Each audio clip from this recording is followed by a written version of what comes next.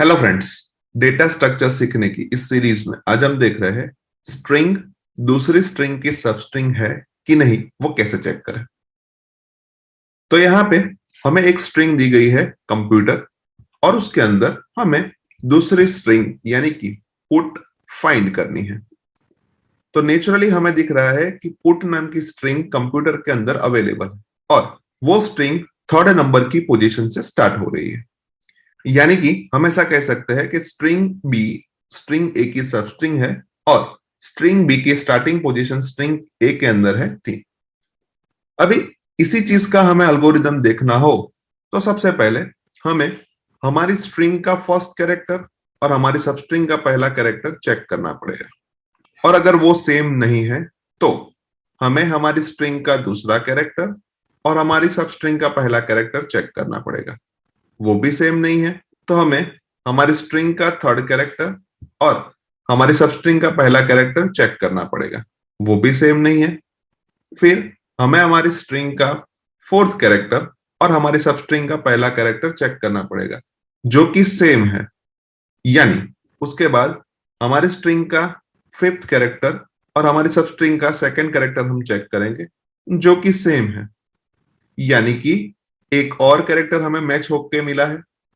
उसके बाद हमारी स्ट्रिंग का सिक्स कैरेक्टर और हमारी सब स्ट्रिंग का थर्ड कैरेक्टर हम चेक करेंगे जो भी हमें सेम मिल रहा है।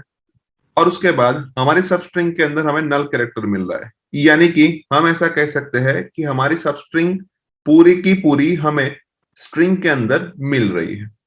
और हम यहाँ पे ऑब्जर्व करें तो यहाँ पे जो 0 नंबर की पोजीशन पे है वो यहाँ पे 3 नंबर की पोजीशन पे है।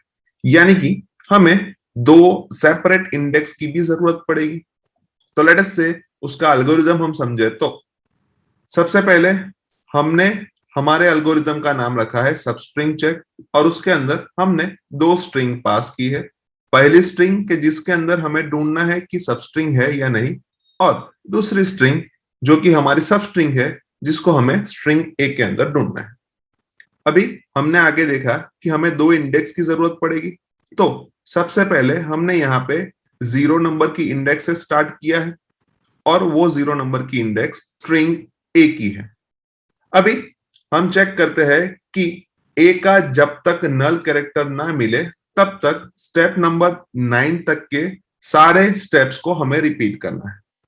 उसके अंदर सबसे पहले हमने पोजीशन की वैल्यू आई की वैल्यू से इनिशियलाइज की है। यानी कि इस केस में पोजीशन की वैल्यू 0 मिलेगी।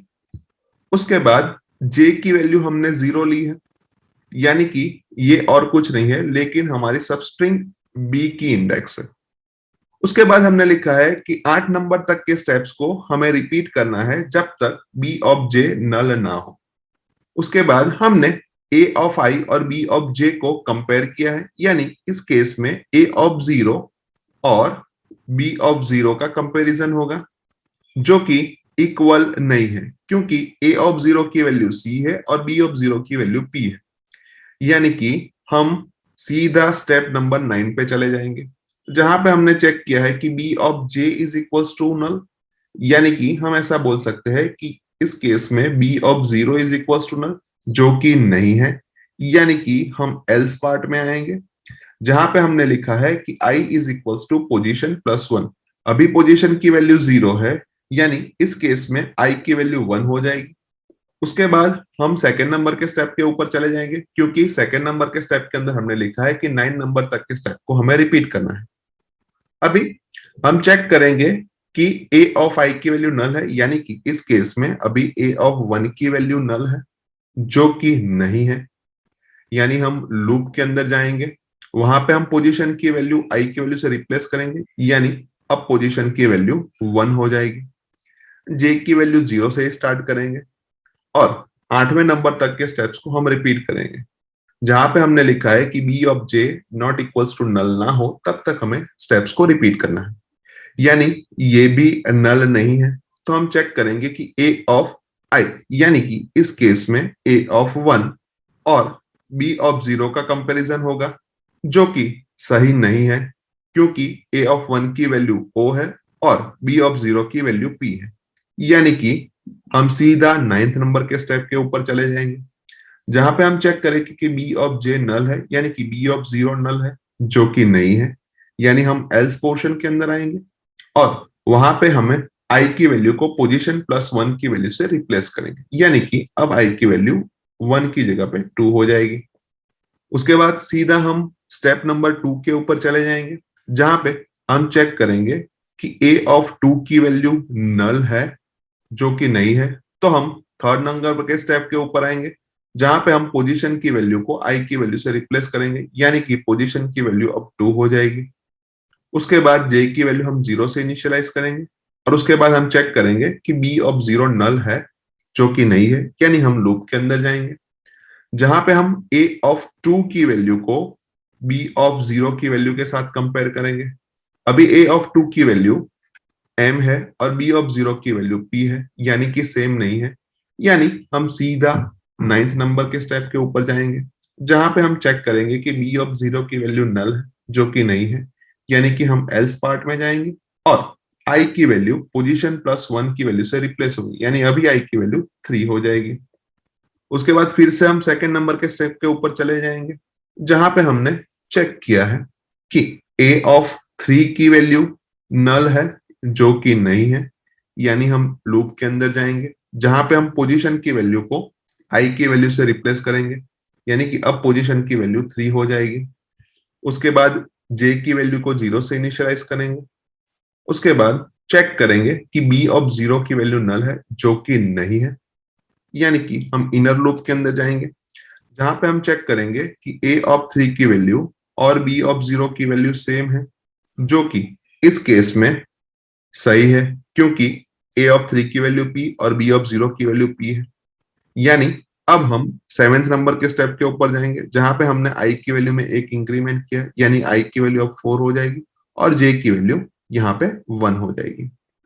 उसके बाद हम फिर से इसी लूप को एग्जीक्यूट करेंगे, क्योंकि आठवें नंबर के स्टेप तक को हमें रिपीट करना है, यानी कि अब हम चेक करेंगे कि बी ऑफ वन नल है, जो कि नहीं है, यानी उसके बाद हम ए ऑफ फाइव यानी कि A of four and B of J यानी कि ए ऑफ वन की वैल्यू को चेक करेंगे, क्योंकि आई की वैल्यू और जे की वैल्यू को हमने लास्ट स्टेप के अंदर चेंज किया था। अभी ए ऑफ फोर की वैल्यू यू है और बी ऑफ वन की वैल्यू भी यू है, यानी कि ये भी सेम है, यानी कि हम नाइन्थ नंबर के स्टेप के ऊपर नहीं जाएंगे, यानी उसके बाद वाले स्टेप के अंदर हम आई की वैल्यू को इंक्रीमेंट करेंगे, यानी अब आई की वैल्यू फाइव हो जाएगी और जे की वैल्यू टू हो जाएगी। उसके बाद फिर से हम फिफ्थ नंबर के स्टेप के ऊपर चले जाएंगे, जहां पे हम चेक करेंगे कि बी ऑफ टू नल है, जो कि नहीं है, यानी कि हम लूप के अंदर जाएंगे, जहां पे हमने लिखा है कि ए ऑफ आई और बी ऑफ जे की वैल्यू सेम नहीं है। अभी ए ऑफ फाइव की वैल्यू टी है और बी ऑफ टू की वैल्यू भी टी है, यानी दोनों सेम है, यानी हम ऐसा कह सकते हैं कि यहाँ पे हम नाइन्थ नंबर के स्टेप के ऊपर नहीं जाएंगे और आई की वैल्यू में हम एक इंक्रीमेंट करेंगे, जहां पे आई की वैल्यू और कुछ नहीं है लेकिन सिक्स है और जे की वैल्यू थ्री हो जाएगी। उसके बाद हम चेक करेंगे कि बी ऑफ थ्री की वैल्यू नल है, जो कि है, यानी कि हम ऐसा कह सकते हैं कि इस लूप का एग्जीक्यूशन यहाँ पे स्टॉप हो जाएगा और हम नाइन नंबर के स्टेप के ऊपर चले जाएंगे, जहां पे हम चेक करेंगे कि बी ऑफ जे, अभी लास्ट में जे की वैल्यू थ्री थी, यानी कि हम ऐसा कह सकते हैं कि बी ऑफ थ्री की वैल्यू नल है, जो कि है। तो हम यहां से पोजीशन की जो भी वैल्यू है वो रिटर्न करेंगे और पोजीशन की लास्ट वैल्यू थी थ्री, यानी कि हम यहां से थ्री रिटर्न कर देंगे।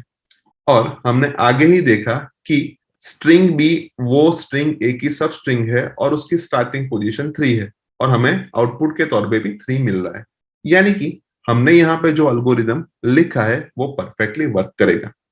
अभी जब कोई स्ट्रिंग दूसरी स्ट्रिंग की सब स्ट्रिंग ना हो, उस केस में हमने यहाँ पे माइनस वन रिटर्न करवाया और ये एल्गोरिदम का हम इम्प्लीमेंटेशन हमारे नेक्स्ट वीडियो के अंदर देखेंगे।